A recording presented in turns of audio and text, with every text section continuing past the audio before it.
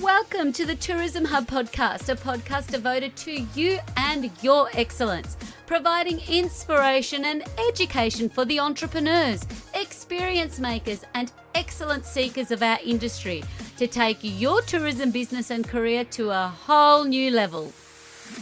Relax. Hello and welcome to this episode of the Tourism Hub podcast, brought to you by the Institute of Excellence, the School for Small Business and Tourism Business Greatness. This week is a little bit different. I went out on the road and I experienced a regional tourism experience like no other. The first time for me on a bike tour, more specifically an electric bike tour with green pedal cycles based in Echuca. Now, David and Susanna Barry, they are a dynamic duo, as I like to call them. I met them some time ago in a digital program that I run with the team at Tourism Tribe, some 4 years back during the times of the pandemic. And that was during the times when Mr. and Mrs. Barry, the dynamic duo, started as electric bike enthusiasts. They thought, we want to share this with others.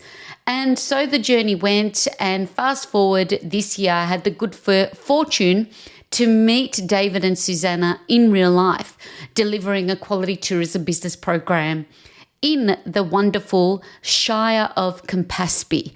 And as part of that program, they offered a very generous invitation to join them on a bike tour. And I am so glad I said yes. And I am so glad that Mr. David Barry obliged to put on a mic and help me try and do an interview while on the road and on the tour. I captured as much as I could of this wonderful experience. And I guess I hope it can capture just the joy of being on a bike. I didn't realize until I was there and ready to tour that it's been some time, years in fact, and I enjoyed it immensely. It just filled me up with so much childlike wonder and joy, and what a wonderful way to see a place and experience a place with a local on a bike. It brought up so much happiness. So as I whistled while I rode, I did speak and capture parts of David's green pedal cycle bike tour in and around Echuca and Moama, as we know it. Well, not as we know, many of you might not know where Echuca is, where David does explain. So I hope this gives you the listening joy as much as it did me actually participating in a tour. And also I want to take this opportunity to say thank you. It's episode 45 and I just didn't know where this journey would take me on this podcast. And I'm glad I've come back for season 3. You know, nothing different or nothing, you know, it has been out of the comfort zone stuff. To see that there's been over 9,000 downloads is overwhelmingly surprising and delightful, and it keeps me showing up to share with you more. Thank you to all of you, especially everyone around the country here in Australia and from overseas, that I see so many from the United States and Germany and China, Finland, Hong Kong, Philippines. To all of you that are listening or watching this journey and sharing of all of the things that fill me up and ignite and question about how we can do better, be better in our businesses and in our industry. This is such a great platform to do that. And of course, the incredible special guests that come and join me here on the Tourism Hub, pod has been wonderful. And I've got plenty more in store for you. So if you haven't subscribed, and however you've landed here, thank you. Ευχαριστώ, as we say in the Hellenic language. Ευχαριστώ, thank you. It means the world. If you subscribe, you don't miss out. And it's kind of a big deal in all of this, in this world of podcasting and sharing. But nevertheless, we've got a podcast to get to. Enjoy episode 45. Let me know how you enjoyed this experience as a listener. Now, as a viewer, I didn't go there. I thought I would be really biting off more than I can chew if I tried to do video as well. So it's really for your audible pleasure to come on the journey with me with David Barry, the other half of the Green Pedal Cycle team. Check on everywhere that you are watching or listening to this podcast, that you can actually see that you can actually follow the links and follow the journey. And I've got all the Green Pedal website and social media that you can follow them as well. Enjoy, and I also want to wish everybody a happy World Tourism Week, because it's World Tourism Day this week, that this particular episode, and it's actually really lovely because the theme of this week is tourism and peace. And in the world of tourism and peace and sustainability, this program and the people that I met at Campaspe as part of the Quality Tourism Business Program, really, it gave me so much, when we talk about igniting excellence, that's my intention every day, to do that in whatever medium, is ignite excellence in people. But I did get that reflection back, and boy, did every single human that was part of that journey ignite excellence in me. Thank you to everybody that was there. Tourism, peace and love and all the good things in this wonderful world of tourism is what we're celebrating this week. And I wish everybody all the good things for the week ahead. All right, big love, everybody, and enjoy this week's episode from Green Pedal Cycles on tour, on the bike, getting back on the bike, which, as the saying goes, it all comes back to you. All right. Until next time, everyone, enjoy. Yeah, so I just want to talk a little bit about, spend 5 or 10 minutes here just talking about Echuca in the early days and why Echuca is where it is and why it was so important to our early Australian, not just Victorian, but Australian economy.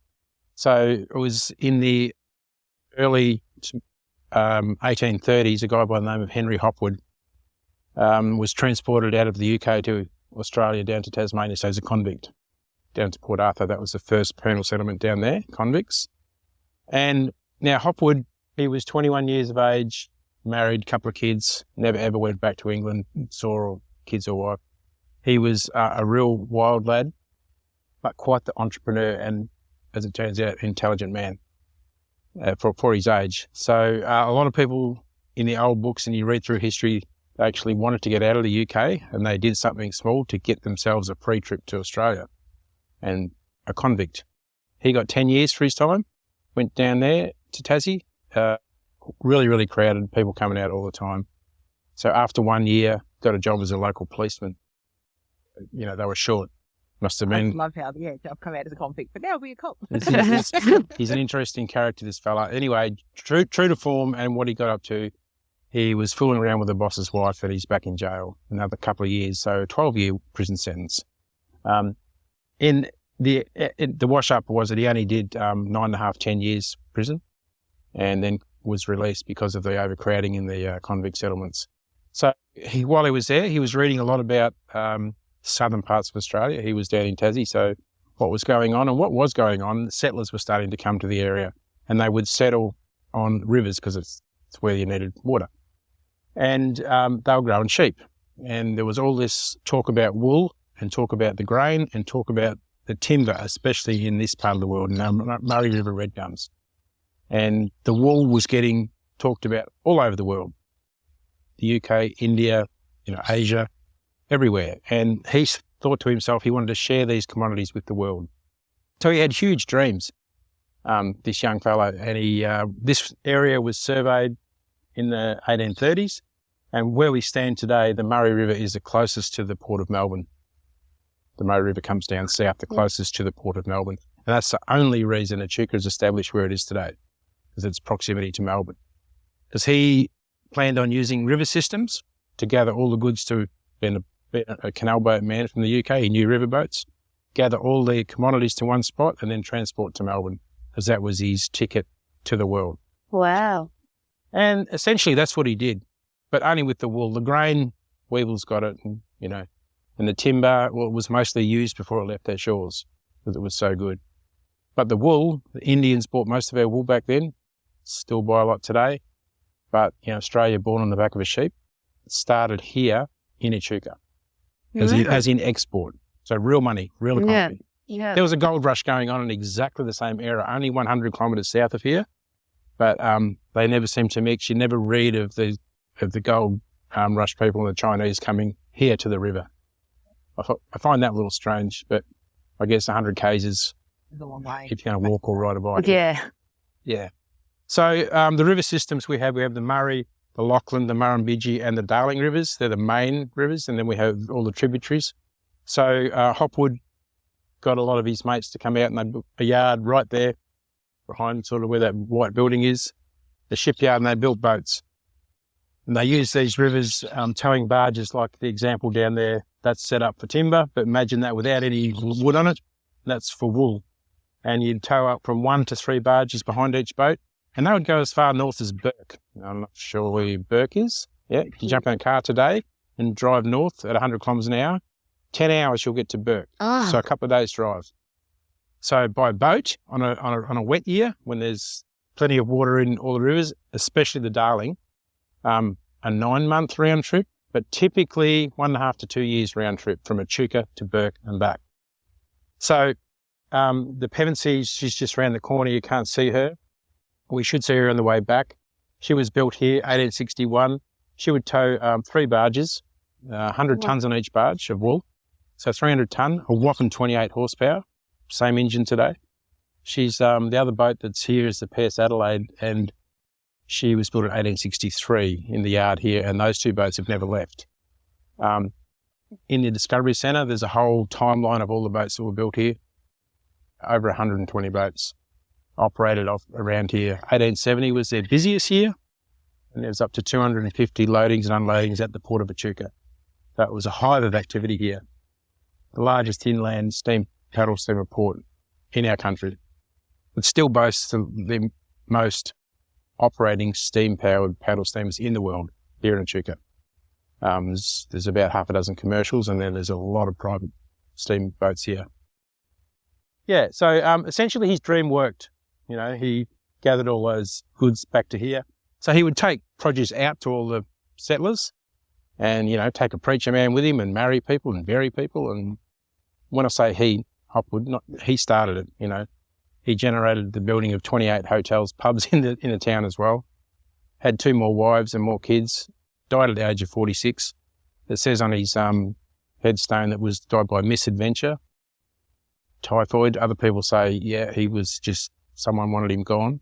Oh. So he didn't live a long life at all, but very, very productive while he was Did there. a lot in 40, and 46. what he's done for what Echuca is now. And that's legacy, isn't it? Oh, yeah. This was called Hopwood's Crossing. Oh. At the very start, not Echuca. Yeah, Echuca means meeting of the waters in our Indigenous language. So, he built a crossing and a barge and just took people backs and forwards and charged money, and that's probably how Swan Hill started too. I'm not sure who the man was there, but... What was his first name? Henry. Henry Hopwood. Yeah. And this would have been in the 1855 he got here. 1855. Yeah, so he was down in Tassie in 1845, 1843, something like that. And what did he do to actually become the convict? Like, was it the first? It was material, yeah. A bit of material. Yeah. So these paddle steamers, that's the Canberra there. She started her life as a fishing boat down in Adelaide in 1910. She was built and come up here around the 1930s, something like that. They burn wood, timber, like that's their fuel right there, stacked up. Just little bits. They're really efficient. That one's about 11 horsepower. She depends how much load or weight you got on as to how much steam you need. So you just put another log on the fire, And if you're taking produce down the river to all these ports and settlers, you don't want to fill your boat with fuel. Yeah. So you're only taking up fuel for a day. So all the way down all these rivers that I talked about, there's really small communities of 3, 4, 5 families cutting timber and selling it to these riverboat guys. So really, really, really remote areas. I mean, you just think between here and Swan Hill or whatever, you know, there's roads, there's places of the river you can't get to. Yeah. So there'd be someone there and they travel around, 50, 60 miles a day, nautical river miles a day. So there'd be someone selling fuel. Today, if you go down there, you'll still find, especially south of, between Kahuna and Swan Hill, I remember. I went down to Adelaide on a houseboat years ago. A big trip, just on and off. We got all the way there, but saw thousands of tons of wood still today stacked up on the bank. Now, that's used, it's free because it's on the Crown land, on the Victorian side. You can go in there, and people go in there with their kilns and make charcoal and charcoal chicken shops. Yeah. In Australia, you've seen the charcoal chicken. Yeah. That's where it comes from. It's Murray River red gum. Burns to nothing. It's brilliant stuff. Really, really good wood. Hard as a rock. So, yeah, a couple 100 years old, 180 years old, still being used today. And did you say Kahuna, like there's a town called Kahuna? Yeah, it's 65 k's from here. Really? Because I always say you need kahunas to start a business. You do? Yeah, and keep a business. Henry Hopwood, he had the kahunas to do what he did. He did. But there's a kahuna in Victoria. Yeah. There you go. That's where the singer come from. Who? This famous Farnham. John Farnham. Yeah, he came Fun from fact, Kahuna. he went to my high school in Dandenong. He came from Kahuna. He came from Kahuna. Yeah. There you go. He also. Yeah. And there's boats for days. Like, So, these yeah, all like, because these are commercial hire boats here, and then when we get further on, later on the tour, you can see what's private houseboat. But basically, because they're not small. These are all houseboat. Like, you can stay. that one there's sort of a restaurant, but it's like, yeah. It was a really thriving business, and then the RSL bought it and did that to it. Okay. It was a nice old boat. Yeah. And it really hasn't done much good. There's another local fella has just purchased it. So, Okay. Try revamp. well, yeah, I think the word is he might be doing functions and weddings and things on it. Okay. So, Yeah. we'll see how it goes. Ultimate dining experience. Yeah, but people really want something like that for a wedding rather than something like that. Yeah, the looks like- Canberra paddle steamer. Yeah, is pretty. Marianne looked like something that you'd go out to the Great Barrier Reef on. Like Yeah. Yeah. Yeah. boats have gone out onto the reef on it. Yeah, that's what the RSL did, and it really didn't go too much. And it was an so old, it was sort of something like. well, it was a steel boat, but it was painted in heritage, and it looked nothing like that. It was, it's still a diesel boat, but it sort of fitted. Yeah. So basically, that's why Echuca is where it is. And towards the end of the century, steam trains come, and the timber, they started making railway sleepers and that sort of thing, and that killed the riverboat.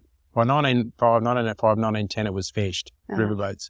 Because you could build a train line, automobiles were here, a train line wherever you wanted, so settlers didn't have to settle on the river. Yeah. You could be in productive land. Yeah. So then we had a couple of wars, depression between them, and tourism started here in Echuca in 1963, 65, something like that. Today it's our fourth biggest industry. It was definitely third. Yeah. And pushing, up this, but COVID and floods.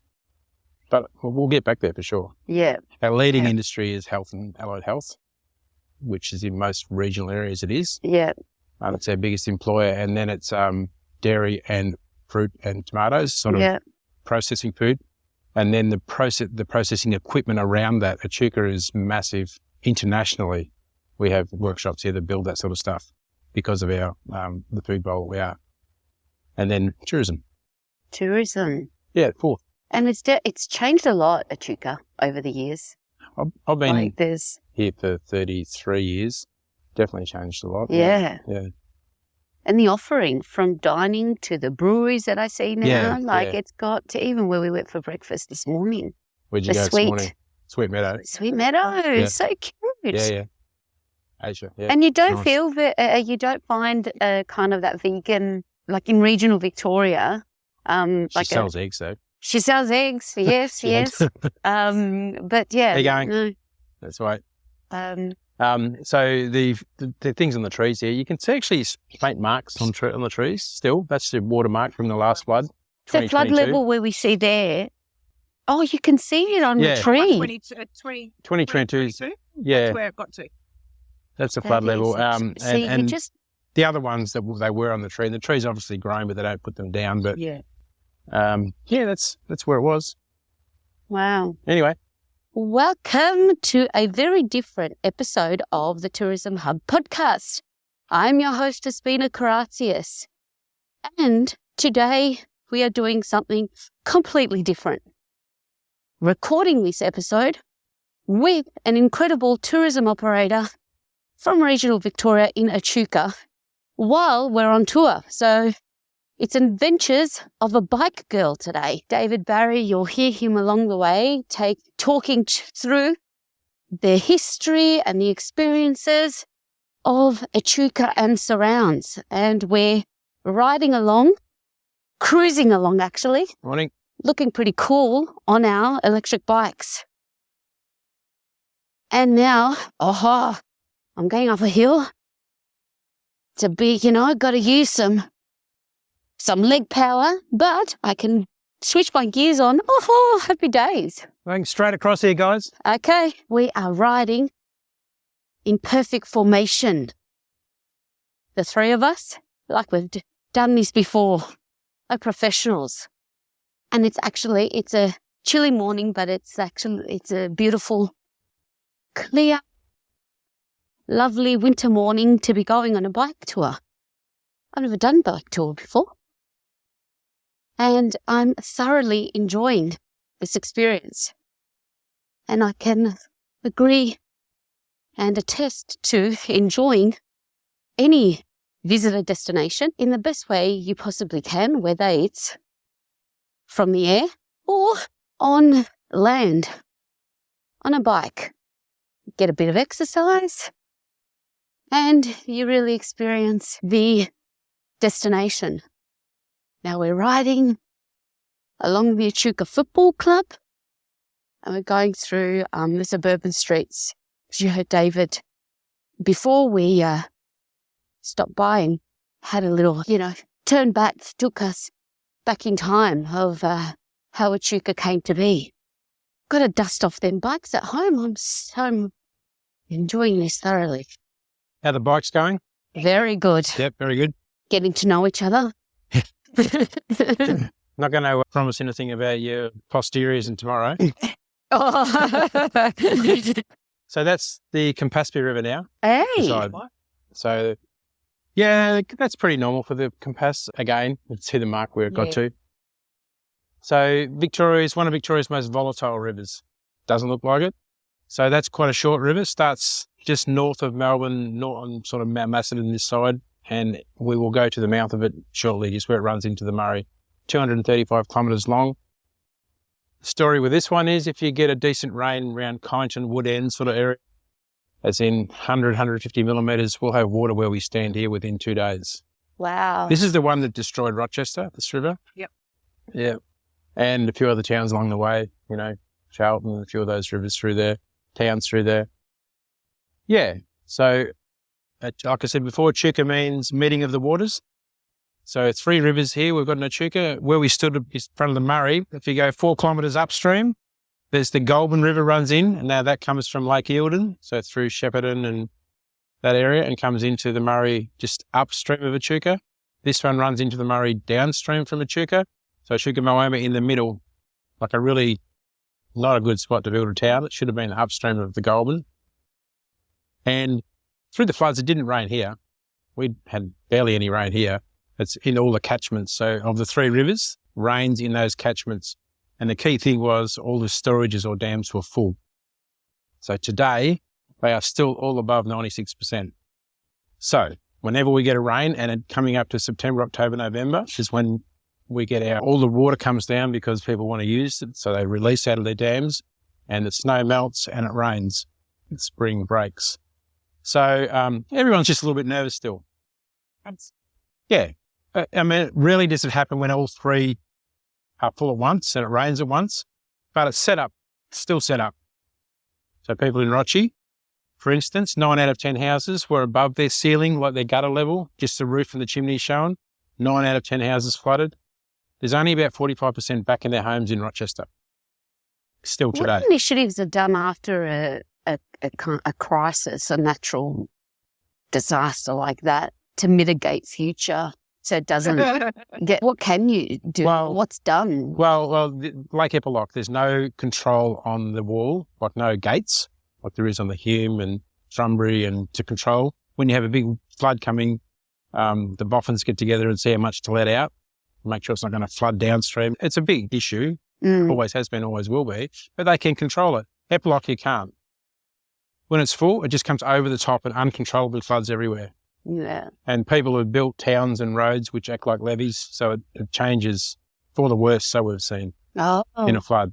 Right. The flood in 56 didn't drown Rochester and it was way bigger than this one.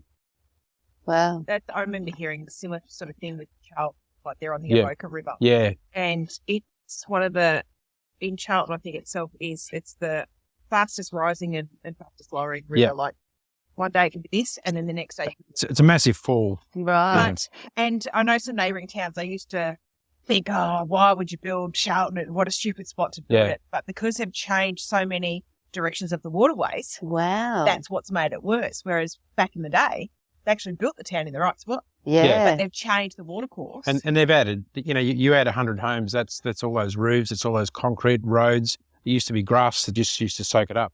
And now it catches it and it's got to run somewhere. Yeah. So we've made our own problems. Yes. So when you build an estate, you've got to, have on this flat country, we've got to have whatever rain can be rained and caught on a roof, you've got to have that in a lake or a flood relief somewhere in the estate. That's what they've done only just started in Campaspe. Murray Shire and Moama have been doing it for, 30 years. Okay. A little bit progressive over the river. Yeah. We're going to go through the scenic trail. So from here, it's a 5K loop around till we come back under the other side of this bridge. Through here, again, you'll see the marks on the trees faintly fading now where the floodwater was, but all the wildlife seemed to go up. There was a bit of a sandhill up there. They all gathered together. We had everything. It's funny, roos and wallabies and, birds and possums all literally together. It was pretty cool. Wow. Yeah. There's some drone footage of it some people got. You'll see little boxes in trees that have been built. We're trying to encourage the growth of sugar gliders, little possums. Yeah. It's working. You come in at night time and they're everywhere. So he's working. But yeah, we'll ride through here. It's called our scenic trail. It's probably one of our most picturesque trails that not a lot of our visitors get to see. Yeah. Yeah. Yeah. Their resident kangaroos over here, chilling out. in a natural environment. Just chilling, eating, catching up. Now we're on a scenic trail, a dirt track next to the river. Just cruising along. That was the old school, Echuca College. So that was the footy oval football. So where we stood, where the bridge was, that was the sort of the front entrance to the school. It's now up in another street in town. So, David, you really started your business at the time of COVID. Yep. And then the floods. Well, yeah, then the floods, yeah. So, it wasn't an ideal time to start. It was, like I said last night, it sort of suited us because it was brand new for both of us, really. Yes. Love talking to people and I love mechanical stuff. So, and then, as you know, Susanna did that training with you. That was all brand new for her, but Yes. she's a bit of a quick learner. She's a quick learner and she's just a star human Well, to have in any program that she's been in because she's so action focused. She takes it all in, she learns it, she asks questions, and you just see with what. Well, especially if you put it into practice and you can see that it works. Exactly. Yeah. Exactly. Yeah. So tell me the pivotal point of starting Green Petal. Yep. Take me to that moment. So you were in nursing? Yeah. Yep. I was in nursing and just decided to scale back nursing, but needed something else to take its place. And we'd recently bought ourselves a couple of bikes, e-bikes, to take away when we go away and really enjoyed it. So we thought, why not bring that enjoyment into a business in town and hire out bikes to people? And then one of my sons said, why don't you become a tour guide, Dad? You're always yap. So initially it was just a bike hire Yeah, service. bike hire and sales. Not a plan to... No. Yeah. But today it's, easily half of our business. Yeah. The guiding, yeah. People want the Well, experience. you're so good, yes. And what a great way. What a great way to experience. I've never done this. I've never been on a bike tour per se. Really? I'm And really serious. I know I'm And you're embarrassed in to say it. tourism. I'm in tourism and I haven't done a bike tour. I think like camp is where I went on Yeah, right. Anyway, first time for everything, not the last. I'm enjoying this. It's a great way to see a town. Oh, absolutely. You know, we found if we with our own bikes, if you tour around, you go somewhere for a weekend, you'll see things that you normally wouldn't see if you go to that town. Yeah. Because you can ride so much further. Yes. Yeah. This is the thing. You can ride some further. And a lot of people are a little bit on the fence about e-bikes still. Yeah. They're getting more accepted for sure. But as you can see, you can turn it down and off and still ride a bike. Yes. You can work as hard as you want to, really. Yes. Yeah. Oh, it's such a good way. I mean, I definitely felt that. Like, I like to run of a morning. Yeah. And that's been like pre-doing that, pre-being a runner. It's like, how many things I missed, especially that I travel a lot. Just getting out, sometimes it's the only time I get to see a place. But even now, like in the short time we've been together, the distance that we've covered, it's wonderful. And there is a sense of wonderment about it. Yeah. So we've added a few things. We do trying to get more into corporate groups, like people in a company might want to do some bonding with their business or whatever. Yeah. Make it either just one of these short tours, or if it's a winery, or if it's just tailored to suit their needs. If they want, 4 hours or a full day. Yes. Work something out for them. Brilliant. And also I've done a few and would have had a bit of interest in it prior to the floods. And a little one since is education with schools. Yes. So I go to a school, done a deal with maybe 4 different schools now. Yeah. We do in-classroom education on push bikes.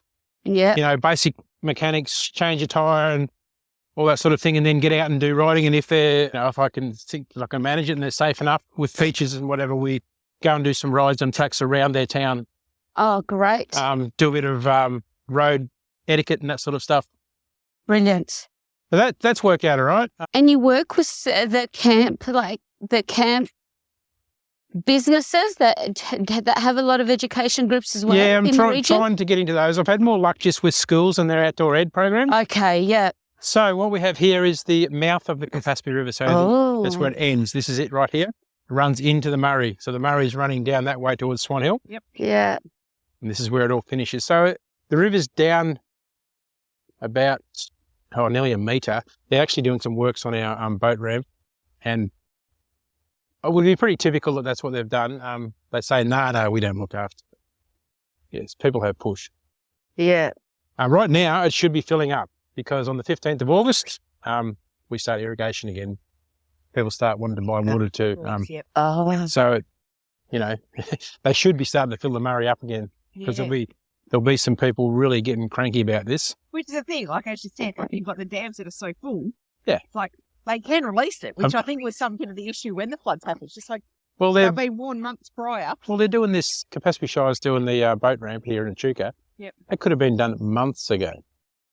Months ago. They're doing it now when the wider community is going to want water, to make money.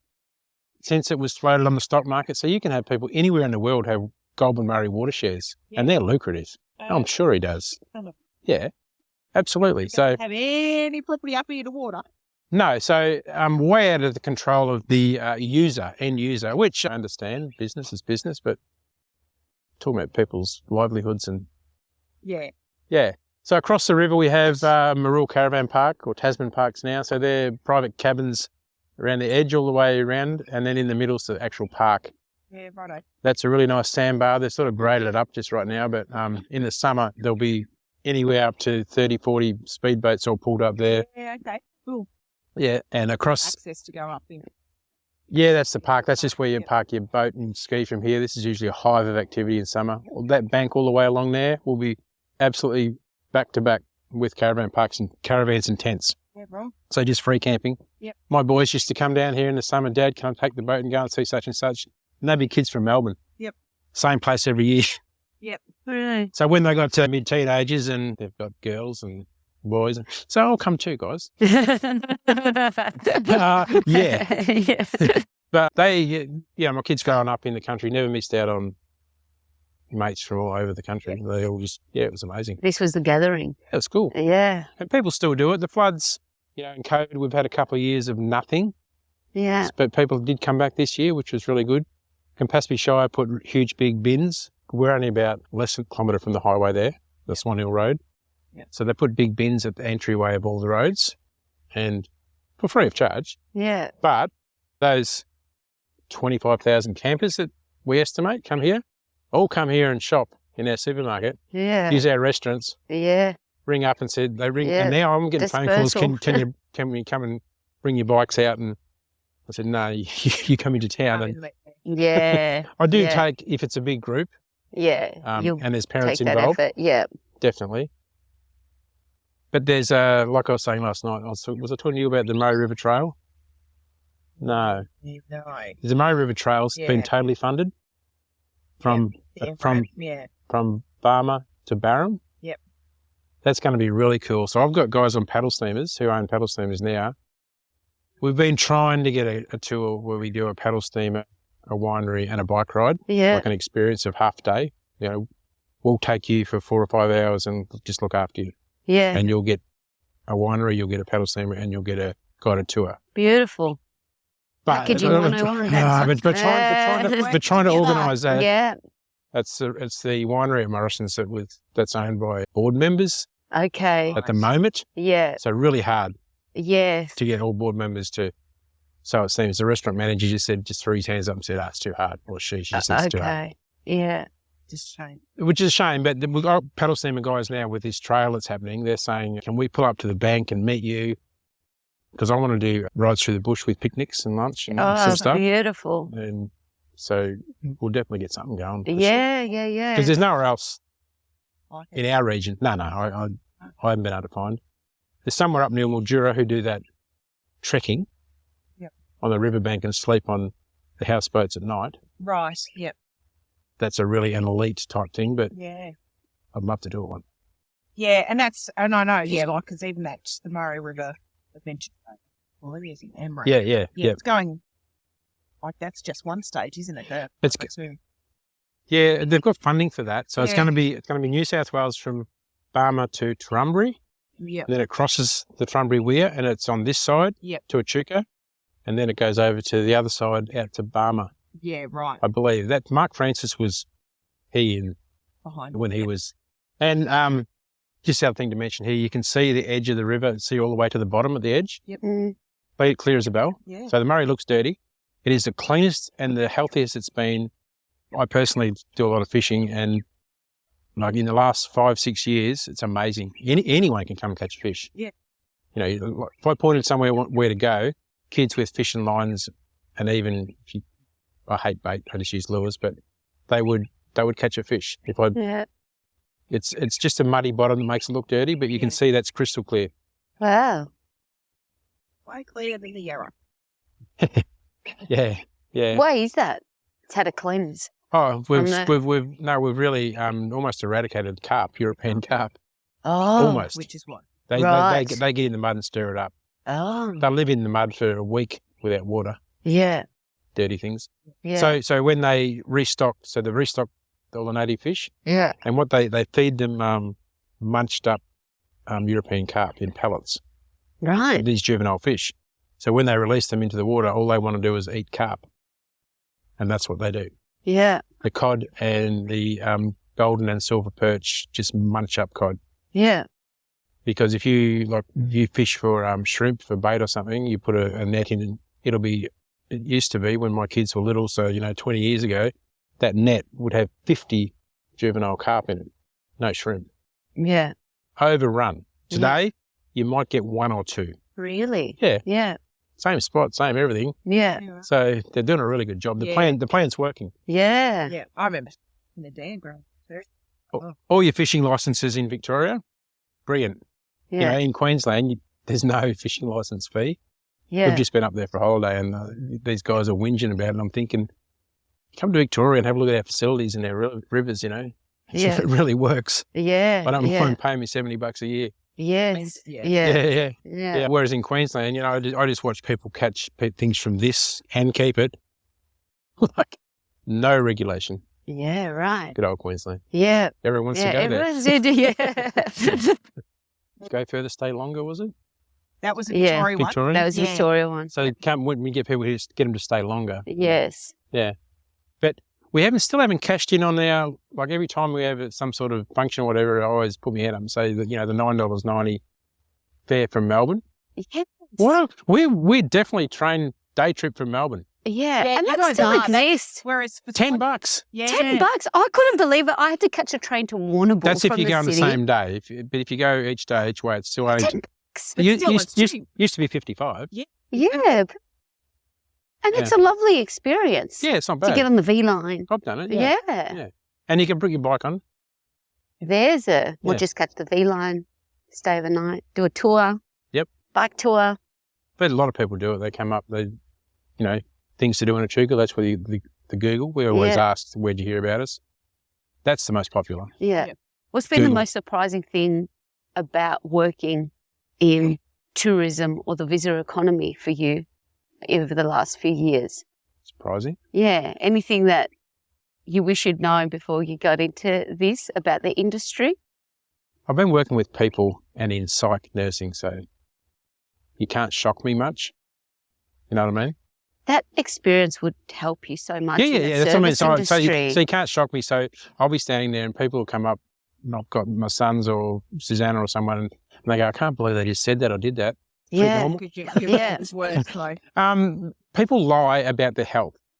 That's a bit of a thing for me. Like they, especially if you're going to go on a tour and it's a full day tour, Yeah. and they, like I've had guys that have had, and ladies have had, say knee constructions or hip replacements 3 months prior to going on a 50K ride and haven't ridden a bike.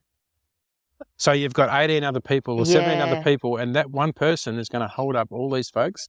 So I've never met these folks before, and they've all signed an online waiver Yeah. and a health check. They've done this and this and this.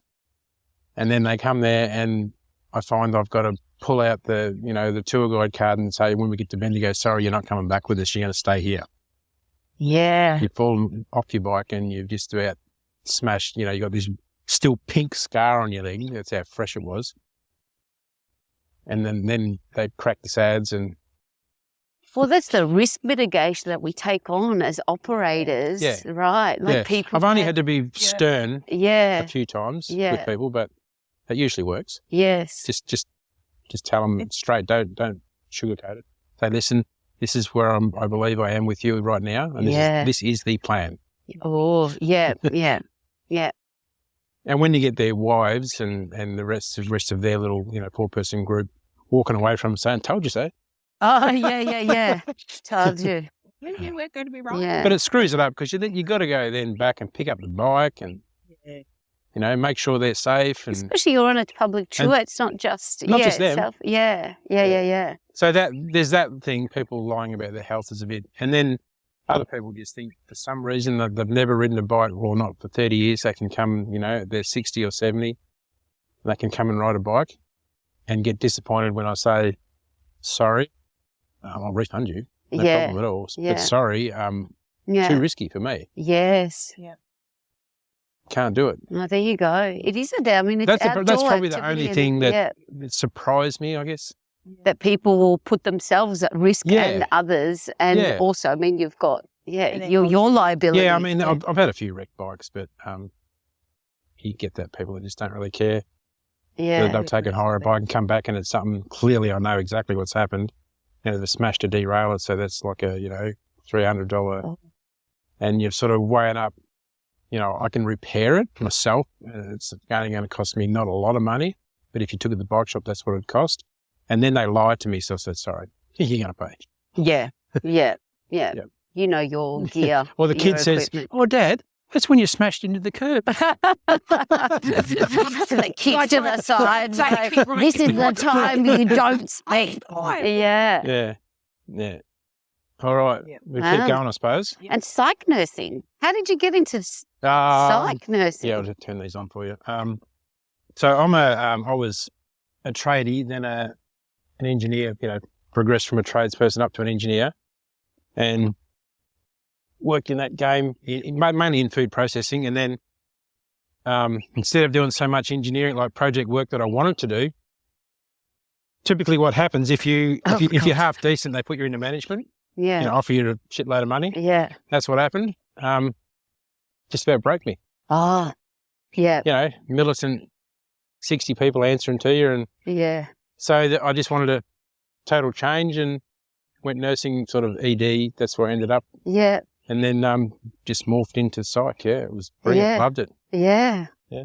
Fascinating. So you've had a couple of big changes, career changes. A few more, but a few more, but that explains your next level mechanical engineering genius of how you're powering your bikes.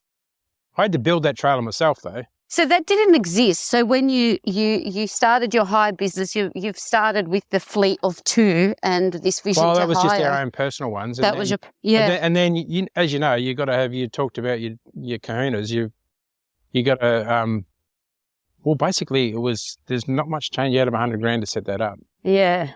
A car, the trailer built. I mean, I built it myself. Yes. You get a quote for $30,000. All right, I'm just going to take 2 weeks off and do it. But if you had to go and buy it, and then 30 bikes, and you've had to get something so customized to do what you've done. Yeah, so you've got to have, if you want to do it as a startup, you've got to do it properly, and there's no pain at the start. But we make money now. So did you always know you wanted an off-grid powering solution when you were looking at how you're going to charge your bikes? So that was all like right from the start of the name as Green Pedal. Yes. I'm interested in sustainability. Yes.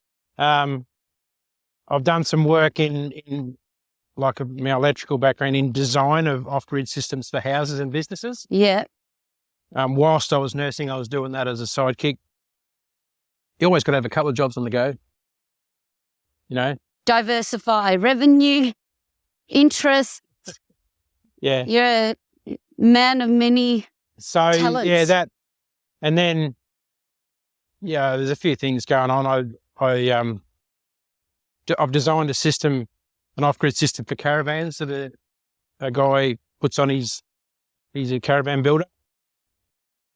So that also keeps me a little bit busy as well. Yeah. And our friends, so just to give everyone context, I'm here working with the Victoria Tourism Industry Council and Campaspe Shire Council. We are running a quality tourism business program, and that's how I have reconnected in real life. I have worked with Susanna Barry, David's beautiful wife, for some time from programs that I'd run with Tourism Tribe in online about digital capability. But now we're running a program about helping businesses become accredited as sustainable quality tourism businesses. And it's just wonderful because it's in Echuca, hometown and business hub of Dave and Susanna's. And another participant, and now I've had more context, who has a coffee cart business. And I love what he shared with us last night, that it wasn't until coming to the launch of our program that he even realized and saw himself like, hey, I'm very much in tourism operator. Yeah. I'm in there. And I guess that's the biggest challenge to, particularly in regions, to have all business community recognize that we're all in the business of tourism. Yeah. We all gain, we all benefit. And tell me, so you've also played a role in helping his coffee cart business be sustainable. The coffee cart that Daniel uses, his off-grid coffee cart, so that's my design and build. Incredible. That's a whole other business. So we do have a business behind that called EV Cart Co, which we build and sell these carts to whoever wants one. So you can buy it as a bare bones cart or with the off-grid system in it, or it can be a off-grid glamper that you tow behind your bike and go camping with it or on the road, or there's limit, like it's whatever you want to do with it, really. Brilliant. It's a three-wheeled cart that just tows behind your push bike. So good. Yeah. I'll have to add photos for everybody of your trailer, your off-grid. And how many? What's your fleet? How many bikes is your trailer? So on the trailer holds 20 bikes, but I have bikes that I move So on. you drive with that thing? Yeah. Wow. It's sort of the same length as a medium-sized caravan. Yeah. Yeah. You can take it wherever you want. So corporate functions, I go to schools and Oh, that sort of of thing. course. You're Yeah, total mobile business. Yeah. Yeah. So Desi, where are you now with Tourism Tribe? Oh, look, unfortunately with Tourism Tribe, all good things come to an end. Yeah. We were very fortunate that from a 12-month contract where where I was engaged to work with the team and, we grew together. Yep. Over that, it was just over 3 years that Yep. we were able to do some really, really good work together. But like I said, when the funding is not there, Yep. it's difficult to sustain that relationship. So now I've gone back into my own business. Yep. And now I've got this wonderful opportunity. I feel very blessed and lucky that, sometimes one door closes and another one opens. Yep. And that's how I've had the good fortune to support the team at VTIC with their industry training and development and really tie in this program that I rolled out about 3 months ago. Yep. Because previously accreditation was just accreditation, but now hopefully you had a good first experience last night. Yeah, it's great. Yeah. We can go on a journey to put context and perspective around why we're doing this. I did a sort of a mentoring program 2 years ago with Karen Oliver. Oliver, yes, yeah. another legend. Yeah. That was good value. Really good value. That was a good bunch that we did it with too. Yes. That's what it is, I think, about when I first started out. It just wasn't a thing, Yeah. Industry training and development or training. I mean, training has always been around, but I think our needs as small tourism operators Excuse me, we're just going to stop behind this tree here. Yep. Just come past it so we can see back at the tree. Yeah. So that's an example of a scar tree. Oh, wow. And not the hole, Indigenous, indigenous scar tree, not the hole in it, but just the bark removed. And that's just imagine it without the hole. Someone's just tried to burn it actually. But they look like that just with a V of bark removed. They use the bark for, a canoe or a hut or whatever. But the important part of it, they make a scar tree in a significant part or place. So something of significance happens here, whether it be food, births, deaths, marriages, whatever, something of significance happens in this area. There's 2 more around in the area here. I don't know what the significance is. I do have close relationships with the local Indigenous through previous work that I've done, but they wouldn't really share that. Oh, really? So basically, they're a transient group. Back in the day, they just follow the food around the country. So they just pass the story down year to generation to generation. So this is what we do when we get to this area. So it means something to those guys. It is beautiful.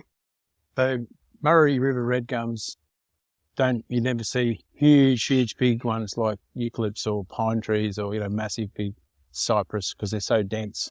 They don't grow, but they're still very, very old. So do you get down to see your uncle very often? I do not get down to see my uncle very often, but you're from Melbourne or Mum, Sydney?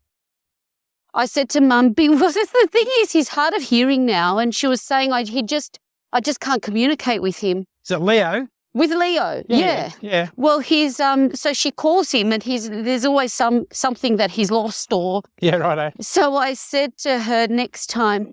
So who David is referring to is my uncle Leo, my mum's brother, who has lived in Echuca for many, many years. So I have fond memories of visiting Uncle Leo because he was our country connection. He would always have like random stuff like dams with a boat that we would go on or, Yeah. dirt bikes. Like, so we didn't do any of that living in suburbia. And before he came to Echuca, he had a farm, like a working farm that he looked after in Rochester. Oh, okay. Yeah. So, Dairy. yes. Yeah, right. So milking cows, it was just the best memories. Yep. And so this is it. So now having reason to come back to Echuca, and I'm back in a couple of weeks.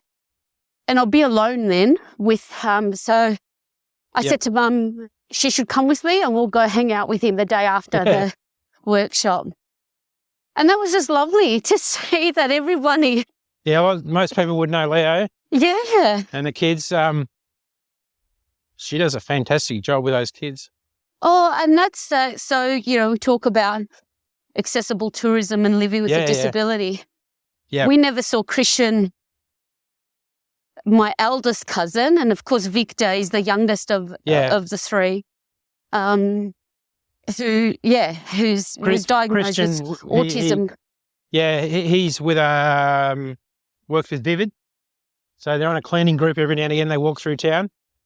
And yes. I've known Christian I actually worked in the disability sector at one stage years ago, just as a carer, like after hours and weekends. Yeah, right, yeah. So I used to have a bit to do with him with swimming.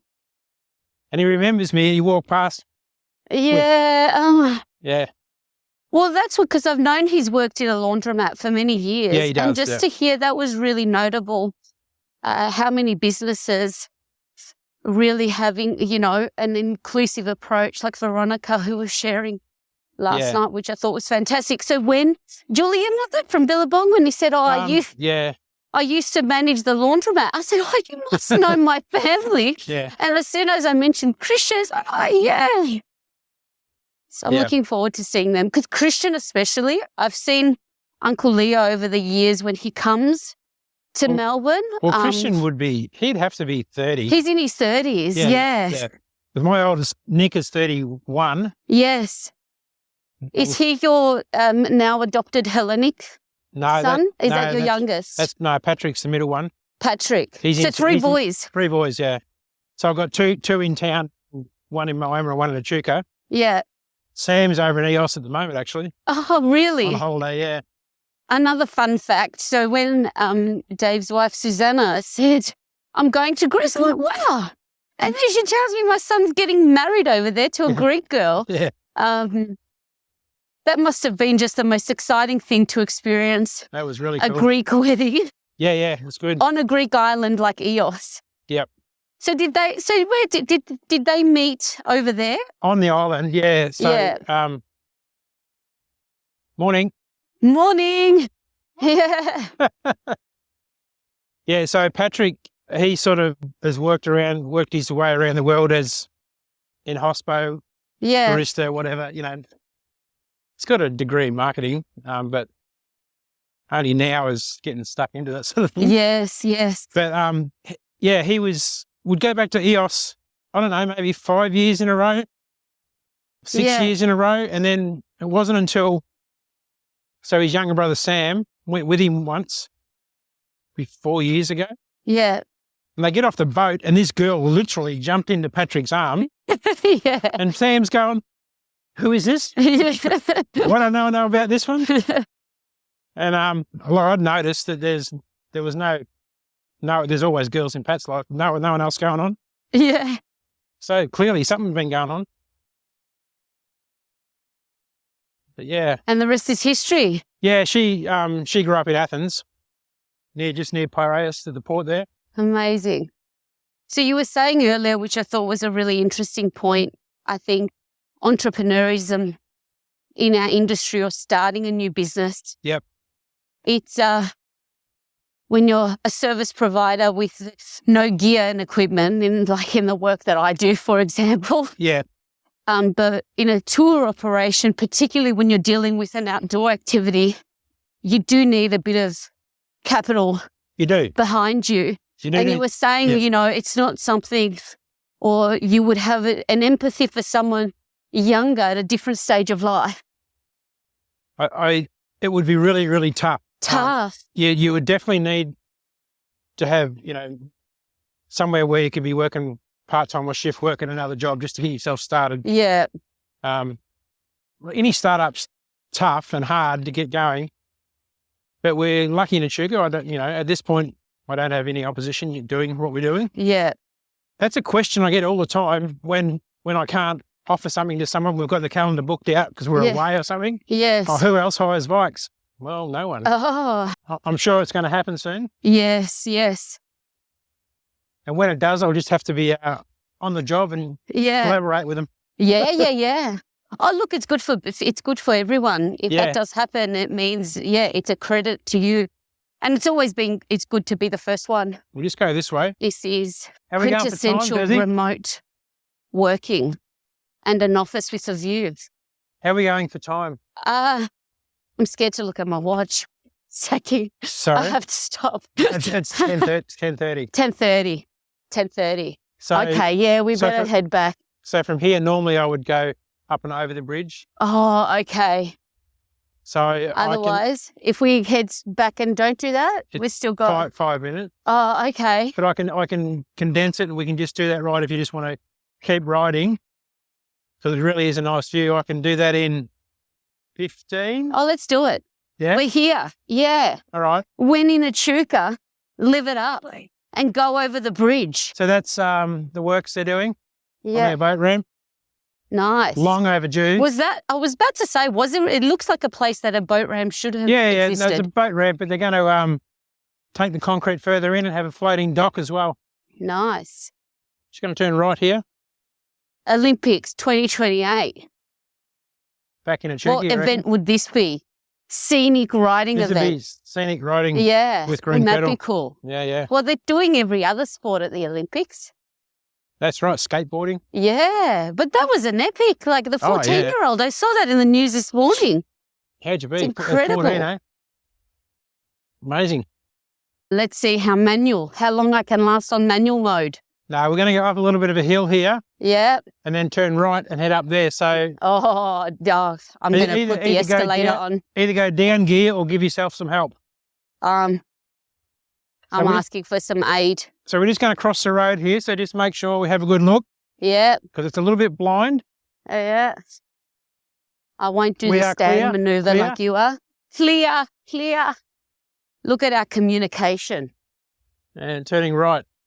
Yeah. Oh, look at that. E-biking. Notice I'm not panting while I'm going up a hill. This would not make good audio if I didn't have my friend here. And what a stunning day to do this. Oh, how delightful is this? I'm using my full advantage of the Full assist. electric assistance. And now we're about to go over a bridge. The uphill is over. Okay, I can do some work now. Happy days. We're definitely warmed up now. And now we're right on top of the bridge with the majestic view of the mighty Murray. And to the right, and a big freeway to the left. Oh, there you go. Even my watch is picking up that I'm riding now. Took a while. Oh, what a view. Yeah, we're going to stop just up here. So good. Stopping. Yeah. This is definitely a selfie spot. We can come up and park on this side. Yeah. Get around us. Ooh. So first of all, welcome to New South Wales Oh. because technically they own the whole river Yeah. and that bank as well. So Wow. given it's the Murray River, we're in New South. There you go. So I've crossed I the was saying border before, today. That's all the private houseboats up until the two-storey ones. That's the commercials. Wow. So between here and Torrumbury, there's around 220 moorings on the bank. that, and then in the marinas, like Deep Creek alone has 105, 110. Wow. And there's a couple of other smaller marinas on the actual river. So a big industry and totally all self-contained houseboats now. You can't release anything. You know, I built one that's just down there back about 28 years ago when we first come to town. Wow. Built a houseboat and we had it on last year. So we drew the kids up on the river. It was the best. Wow. But it's really cheap, you know, $1,000 a year for a mooring, and it's a great holiday. It's just so this is a $130 million project. The bridge, both bridges over the Campaspe and the entry roads either side. Amazing. Both governments and federal government. So in 70 years, there's been a couple of goes at getting this bridge. Yeah. But this time, everything lined up perfect. It was good. Yeah, the guys from Murray River Paddle Steamers, he was telling me the other day. Yeah, brilliant. Loves them. Yeah. Yeah. I'm thinking, know all about those guys. Yeah. Yeah. So good. All right.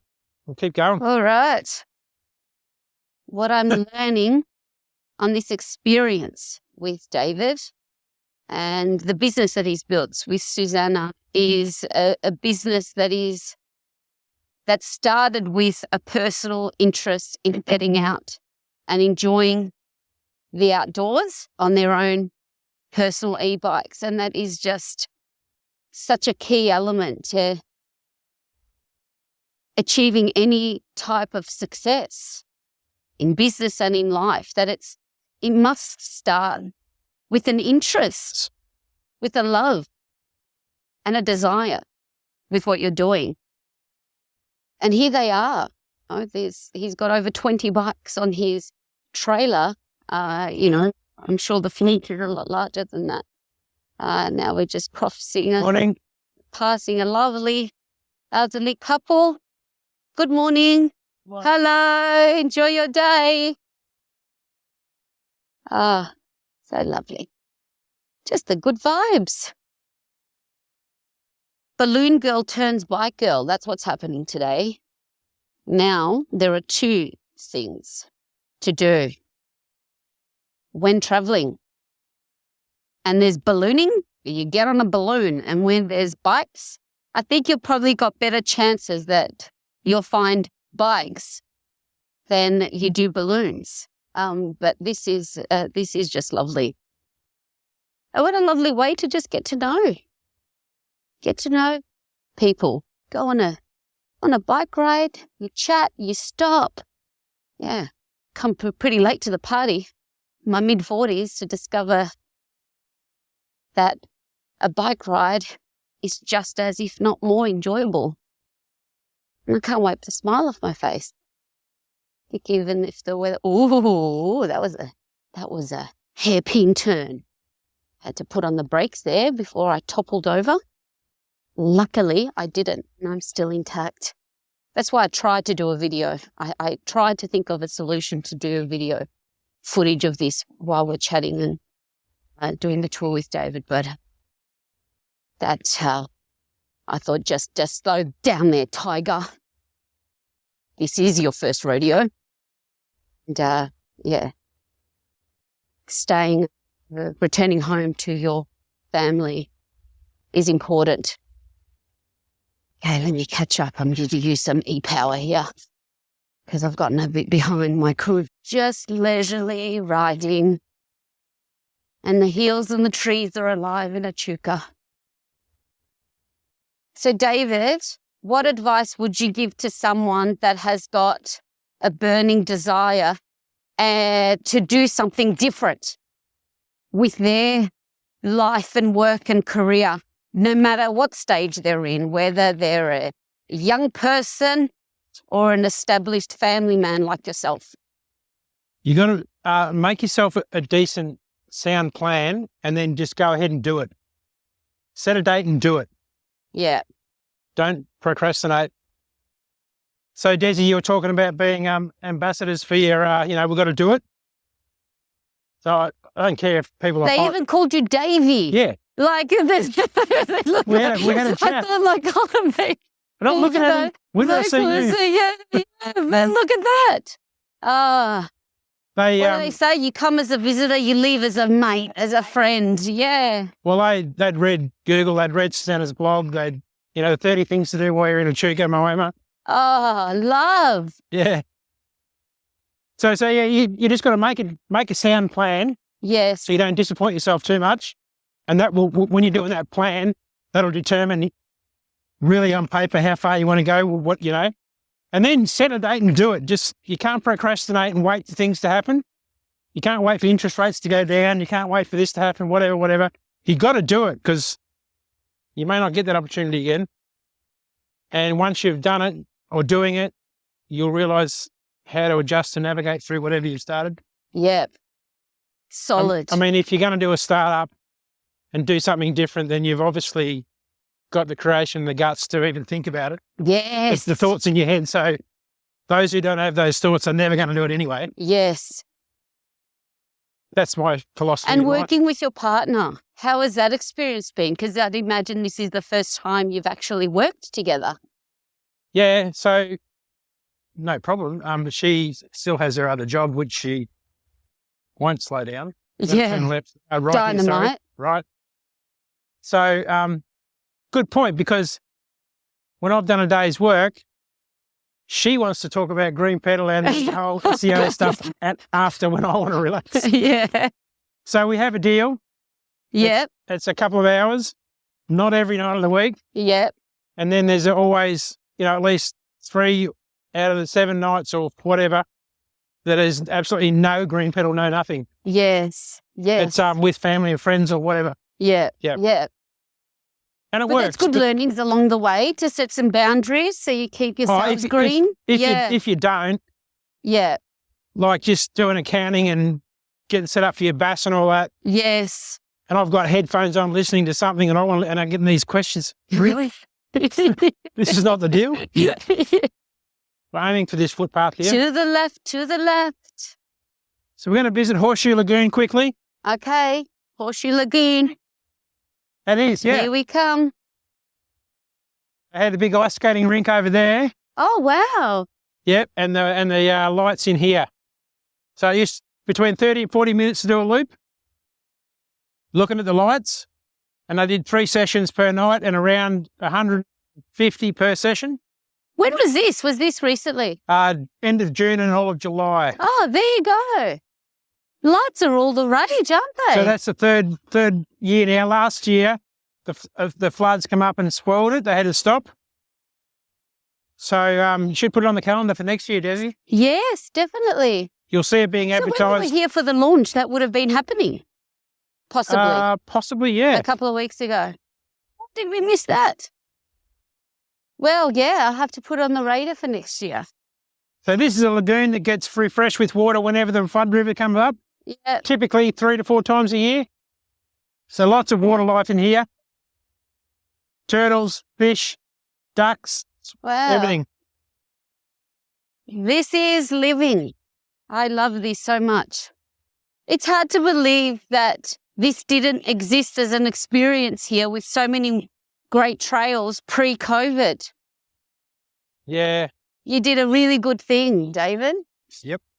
So did you do it? Was there any bike experiences on EOS in Greece? Yeah. Yeah. Yeah, we did a bike tour with a guy, George. He was really, really hooked into the whole ecotourism, and he's got a lot of history. We're going to go underneath the bridge here. Yeah. It was very hilly. We went to a cheese factory with goat's milk, Yeah. and they make their own wine. It was a really good ride, actually. And e-bike we'll as just well? Stop here for a minute. Yeah, definitely e-bike. It was about I think just under 40 Ks for the day, and we made a day of it because of quite steep hills. Yeah. But I would recommend if anyone goes to EOS, it's not just about the party. So we did some sailing as well. Oh, I love sailing, and that bike tour. She's only did it 3 times, I reckon. Just me and her and Tracy, her sister, and then with the kids 2 other occasions. Yeah. She patronised old George. It was good. How really beautiful. Good. So briefly, just want to talk about Moama here if we've got time. Yeah. So Moama, again, Moama was discovered 7 years prior to Echuca, and it was called Maiden's Crossing, so James Maiden. So he had a barge right here where this jetty is. So a bunch of horses over there and a bunch of horses here, and he just dragged the barge backwards and forwards and charged people money, and that's how he started his business. The photographs show almost a very, very similar structure to this, but with a big shed on the structure there. And he was a trader. So while Hopwood was the entrepreneur, rough dude, died at 46, Maiden was a really nice guy, worked with the Indigenous community, didn't like Hopwood, traded in meat, fresh meat, skins and lard. So you build your house with skins and seal it up with a bit of lard, and he traded in fresh meat and employed lots of local folks. Lived to the age of 70-something, 73. So a different dude altogether. They describe him as a likeable fella. And the towns were like that. Echuca was rough, 38 pubs. Moama, not so much. Nice town. Mm-hmm. Moama means place of the dead or death. Oh. So that's where you come to get buried, maybe. Yeah, yeah. Still has a really strong Indigenous community today. There's a village for Indigenous youth out of jail or juvie that look after about 60 youth between 12 and 18 out there. 3 elder ladies, the bosses out there look after it. They get a fraction of the cost of funding, even though it's New South Wales, to what Victorians get. Yep. And, I was up here, finished my nursing as a youth dual diagnosis nurse here. So I had a lot to do with these guys, and they do it so much better than we do out there. Mm. I used to take bunches of dudes out there on buses just to visit and, see what it's like. Moama has always been the much smaller town, but today there's plans. It's got around 15,000. Echuca's about 17,000. There's plans now for Echuca and Yallara coming in from Melbourne side for another 15,000 people. They're just developing the land there, so almost double the town. And Moama's got plans for almost the same. So it's going to be like a regional city before we know it. It'll be great as long as infrastructure grows with it. It will be great because, it's going to take less and less time to get to Melbourne because the roads are going to be better and bigger. So we'll have more visitors here for sure. But right now, we get a big weekend. We've just had the winter blues, and you get the Southern 80. There's almost 2 functions every month, except for August. And the town struggles big time with our infrastructure. Yeah. The new bridges made a difference, but on Southern 80 weekend, if you're out at, say, Three Black Sheep in Pericooda Road, like Moama for breakfast, it could take you 3 hours to get back to Echuca. If you're in a car, we ride our bikes everywhere, but because of our roads. Yeah. How does that impact the regional events for your as a tour operator? I don't even really go down on that weekend because it's not our crowd. Oh, really? Typically, so it doesn't. They're petrol heads, and they drink lots and lots of alcohol and right. different demographic. Whereas winter blues, those folks are, 30s through to 80. Yeah. And they'll definitely want a bike ride in the middle of the day. Yeah. Break up the wine and Yeah. Definitely. And the Murray River the Riverboats Music Festival. Yes. That's a big weekend for us too. Yes. So it depends on the demographic. They're trying to make it family friendly, the whole race thing. But honestly, I don't even know whether it'll happen again. Well, there was a person killed this year. Really? One in Rockville as well, yeah. So there's been they've put a ban on it at the moment. So is that an intoxication alcohol induced? No, races. No, races. Actual races. Boat races. You tow 2 skiers. The one at ski Rockville. racing. So ski racing, okay. So the one at Robinvale this year, it was a father. He was only helping out on the Saturday. He was meant to be racing with his son the next day, and he helped a team out to race on the Saturday. And they're still not too sure if he had a heart attack before he fell, which resulted in it's extreme. It's really extreme. So the open class, they're doing 200 kilometres an hour plus 2 skiers behind a boat. On a river. So is this where they do the jumps? No, just skiing. From- 80K. Racing. From Yeah. Trumbury to Echuca. It's a timed race. They get up here in Wow. under 30 minutes, 80 Yeah, kilometres, so yeah. average more than 160 kilometres an hour.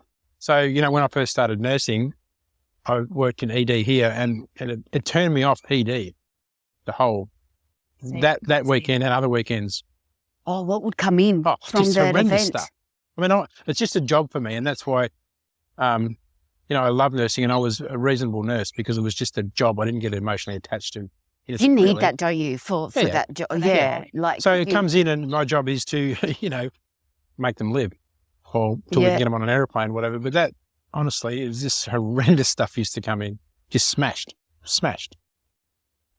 And then every other weekend here is houseboats and men my age who love to get drinks and go swimming off houseboats. What? So males from 40 to 60, that's the demographic here, that there is constantly really bad accidents and death the whole year. We'd love that to stop.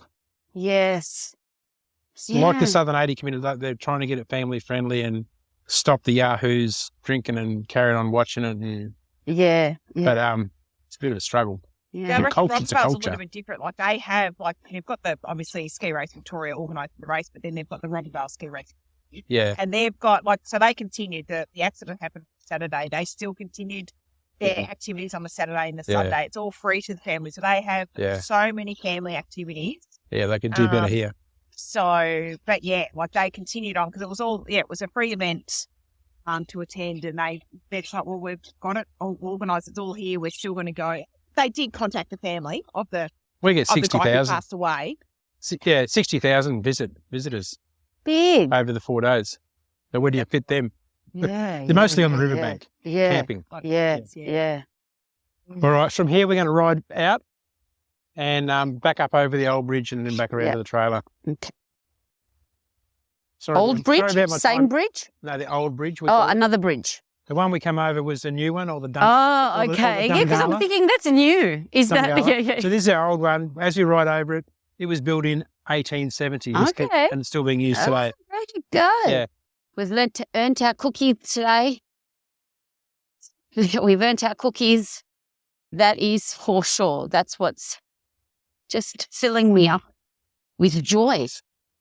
That cup filling moment, that how can we be more intentional to give ourselves experiences like this? Two more We coming. don't necessarily always have to travel far to do this, just in your everyday life. Now, here we go. Okay, let's navigate. Hello. Good morning. Hi. Oh, thank you, sir. Struggling there. Hi, how you doing? Well done. Just meeting some walkers along the way. Beautiful country vibe. Ah, there you go. They had a run on the weekends, just on Sunday. Looked like fun. So I can say I've been to Victoria and New South Wales today, just by crossing the bridge right on the border. Echuca and Moama. Oh, this is actually a really lovely bridge. There's just something about the old builds that exude so much character. You know, new bridges are lovely, but this old bridge certainly brings another element of architectural joy. I really wish I could sing it. Won't for you. It definitely has me inspired to belt out a tune. But I won't do that to you. Oh, why am I doing that?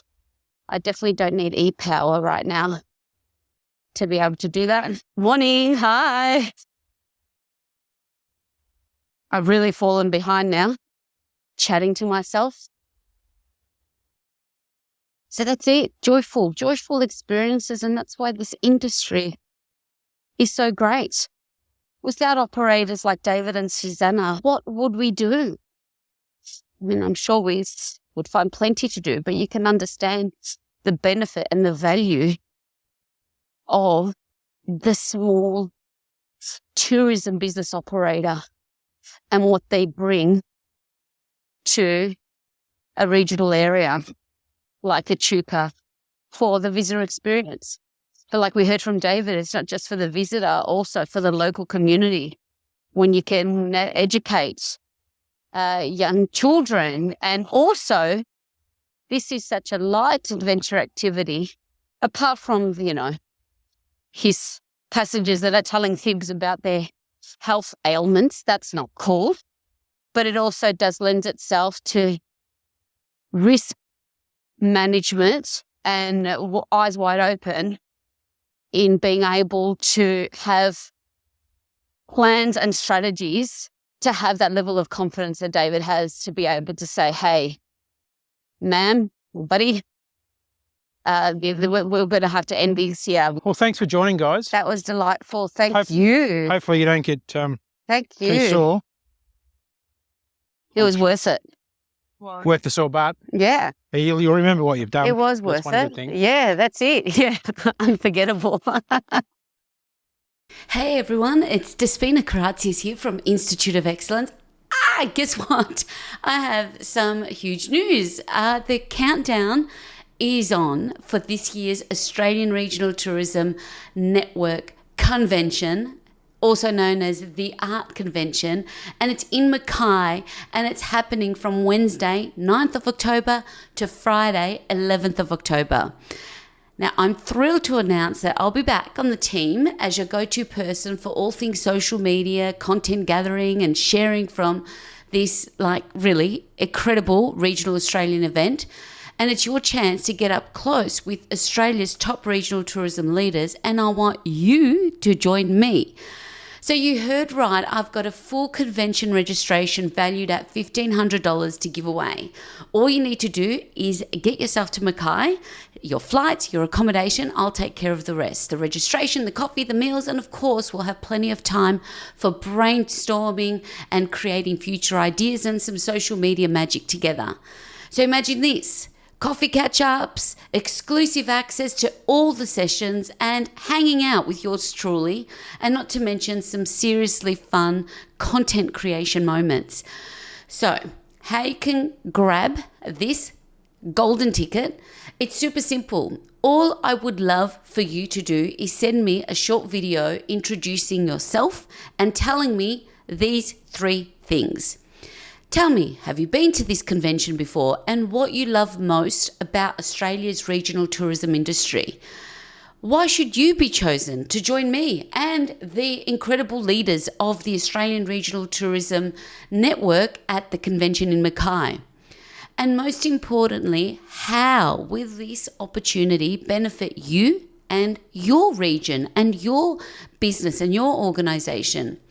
So hurry, submissions are due by midnight this week on World Tourism Day. Of course, that's this Friday, 27th of September. How do you get them to me? You can DM me wherever you've seen this video or send it straight to hello@instituteofexcellence.com. I'm looking for someone that brings the energy, that's got drive and ready to dive in to the world of regional tourism over these 3 days of the convention and help make it the best art convention yet. Can't wait to see your videos and meet you in Mackay. Relax.